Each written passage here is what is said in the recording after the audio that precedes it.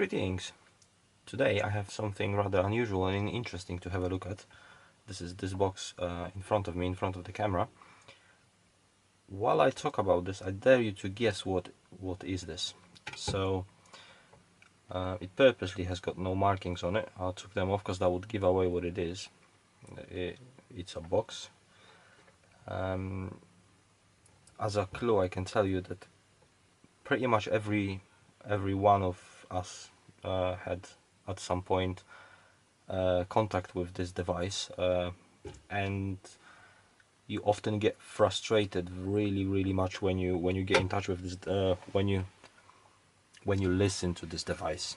So in essence, it could be said that this is the frustration generator.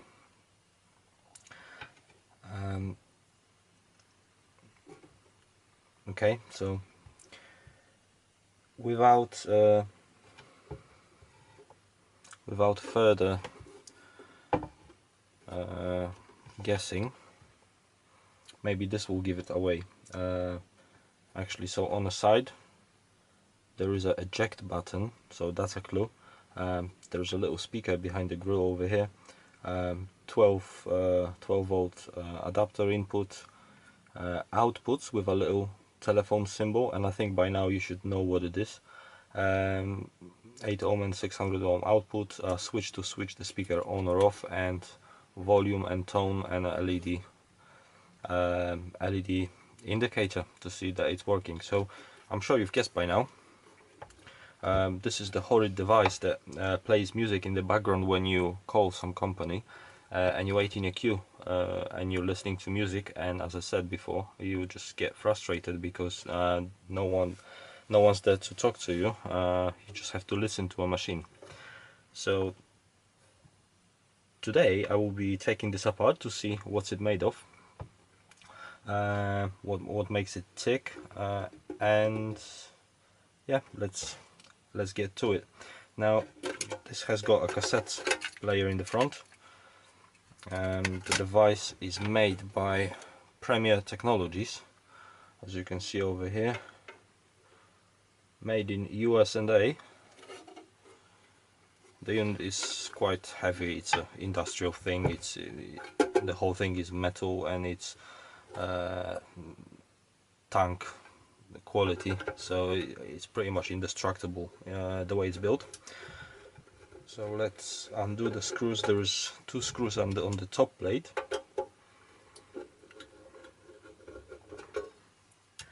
and 2 screws on the bottom plate. Now, oh, hold on, actually, before I take this off, I want to show you something. So at first I thought, okay, this is going to be very simple. It's just a cassette player that automatically switches on, and it just loops the cassette back and forward. Maybe it's got auto reverse, but this is not the case. So there is a little bit more inside of this. Let me show you why. So if I plug this in without a cassette in place, the LED will blink. I can hear something engaging inside. There you go. It plays the background music all the time, and so clearly has got some sort of secondary playback device inside. So what is the cassette for? Now, if I plug the cassette in, oh, that's strange. So now it started rewinding the cassette, which is I didn't get before. I did try to power it up just to see if this thing will give me any sort of sign of life, but yeah, it's rewinding the cassette now. Before, when I plugged it in, I couldn't get it. At first it started playing music, so I thought it's engaging the cassette. Now downloading your program. Ooh.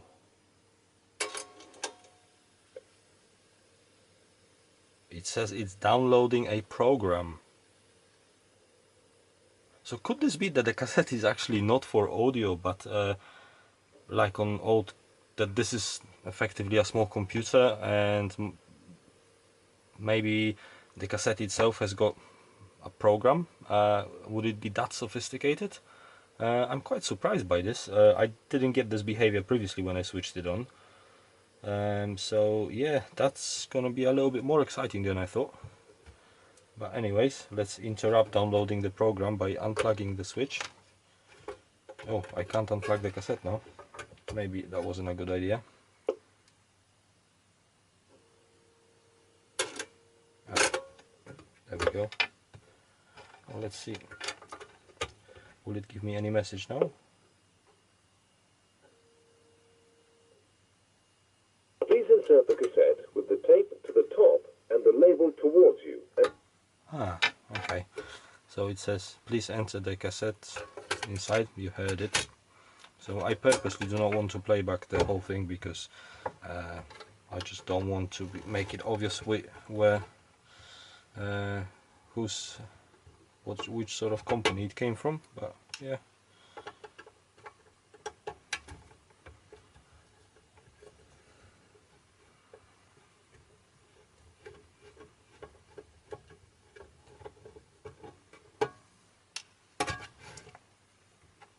Okay, let's have a look. Oh wow.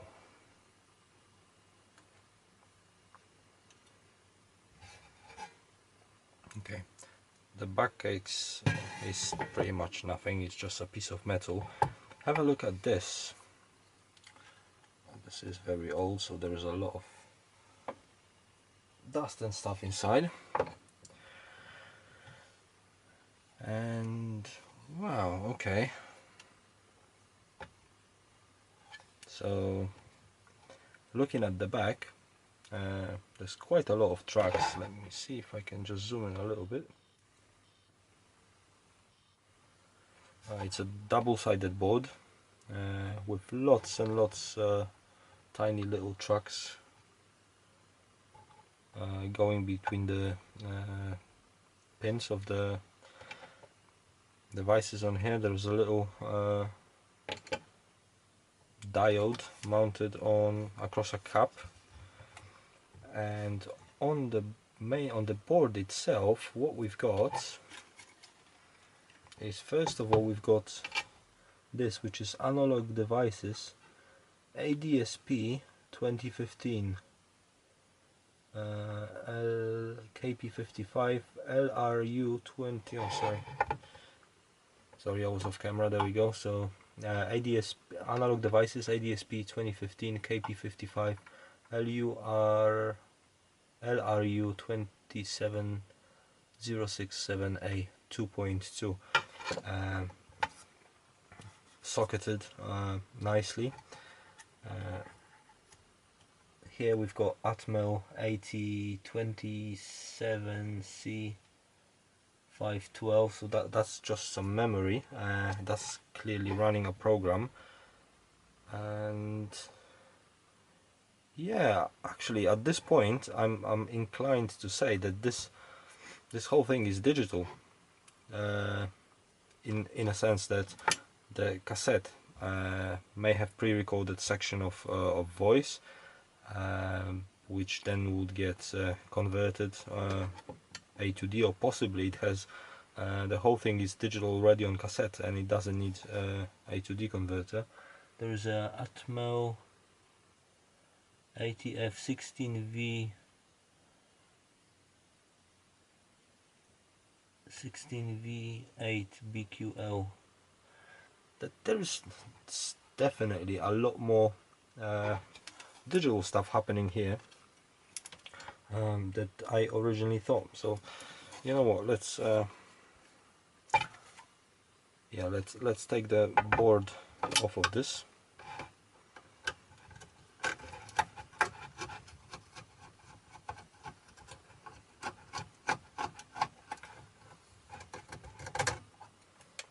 I mean, the stuff is from US&A, so they don't screw about. This is a really old equipment, and they already made a device that talks to you, tells you put the cassette in, or I'm downloading a program. This must have been cutting edge stuff.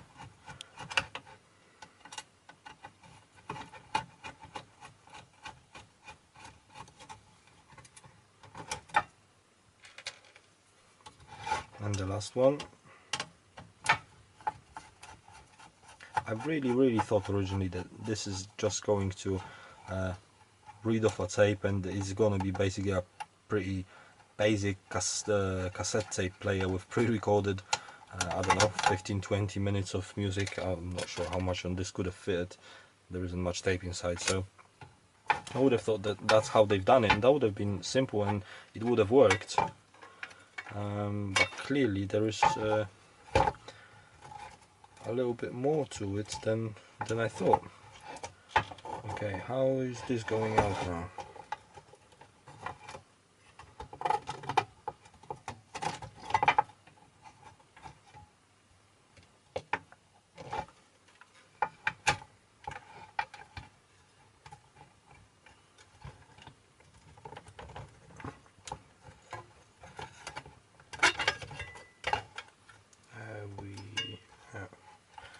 There we not go.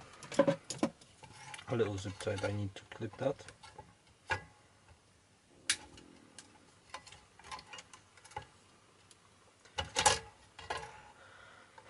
Speaker we can disconnect.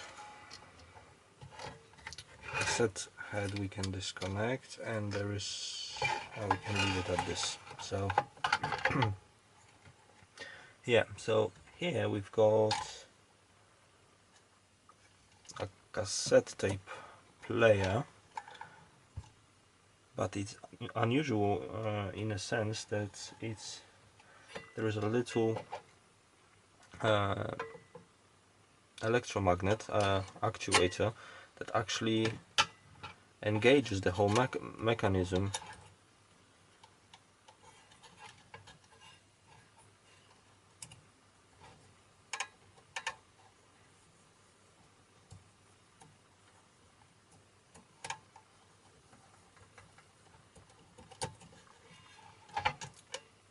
See that?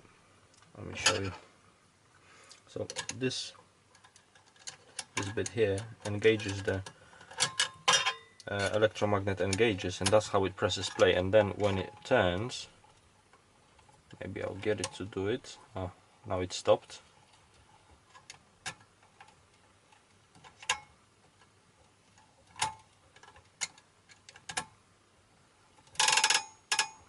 It's doing something, but anyways, this little wheel has got a few different sort of guides, and a little pinion goes in between them. So once it catches on, it most definitely makes the heads come down and do what happens basically when you press a hardware button on a old school tape player. But yeah, looking at this, this is definitely, look, this here what looks like some RAM memory.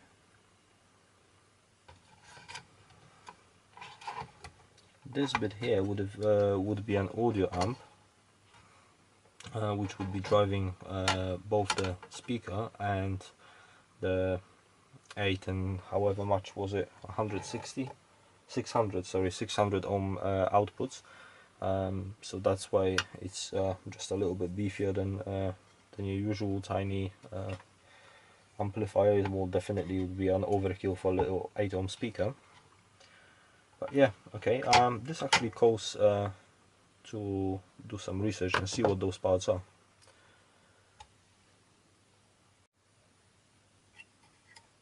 Okay, I've done a little bit of research, and pardon this board being upside down, it's just more convenient this way. But anyways, what we've got here, this bit here is just 512K of one-time programmable memory. So this could be programmed once and that's it. It would after that it's just read-only memory. This ATF16V8BQL is a POD with 250 gates inside, programmable logic device. The ADSP 2105 is a DSP microcomputer, as per description on analog devices site. Let me just bring up the picture. So there we go. You can see here on the phone.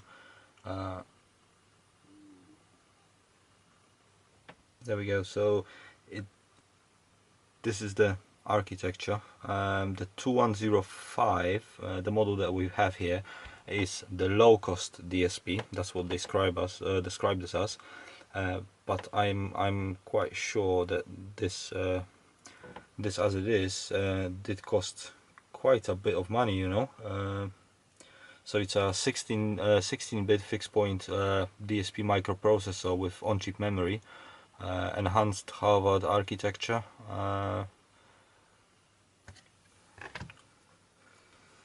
So this chip here is actually quite surprisingly beefy. What else is on here? Some miscellaneous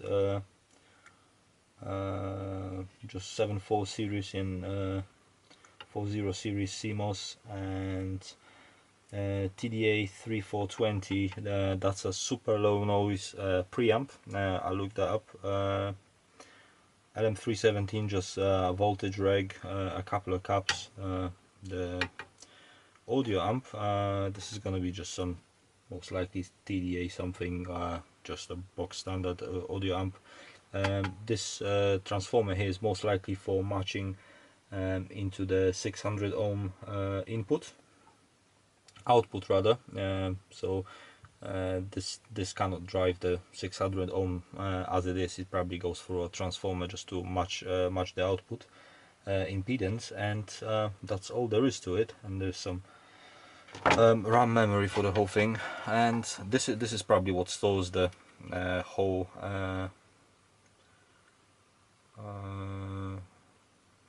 whole music, I'm thinking. But then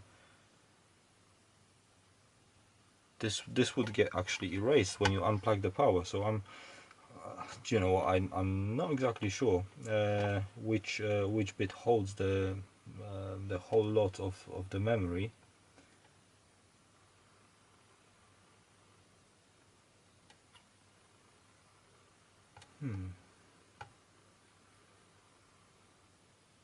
Hold on a minute.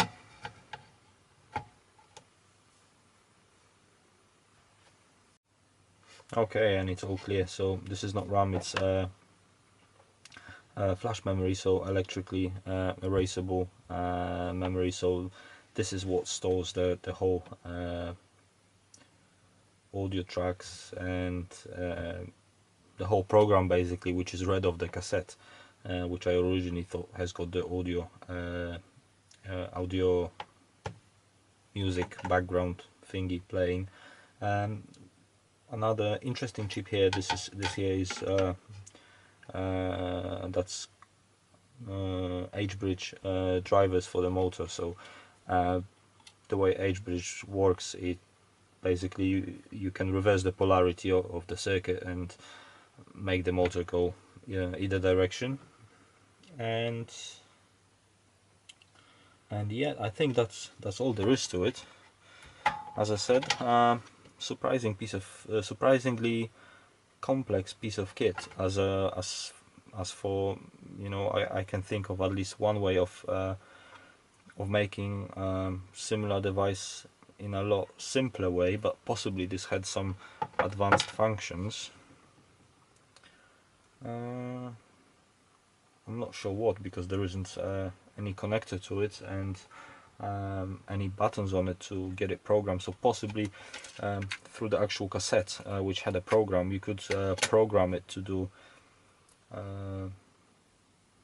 something, output different messages depending on time of the day, or probably that's why. Thinking about it, probably what this had, you would program, put the program on a cassette or get it from the manufacturer, which would have your opening times and when people are in the office, and when it's outside of that time,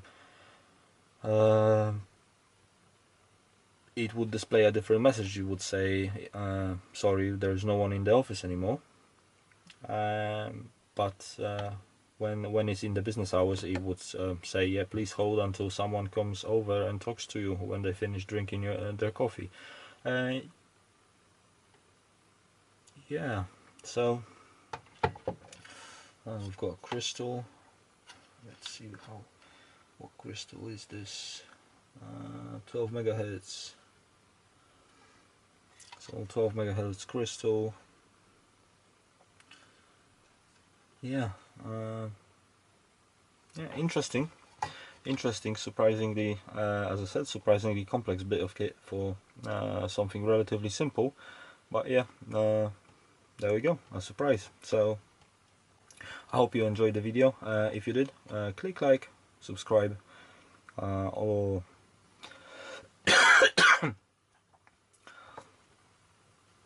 okay, so if you enjoyed the video, please do click like or subscribe, and yeah, that's it for this one. Thanks for watching, take care.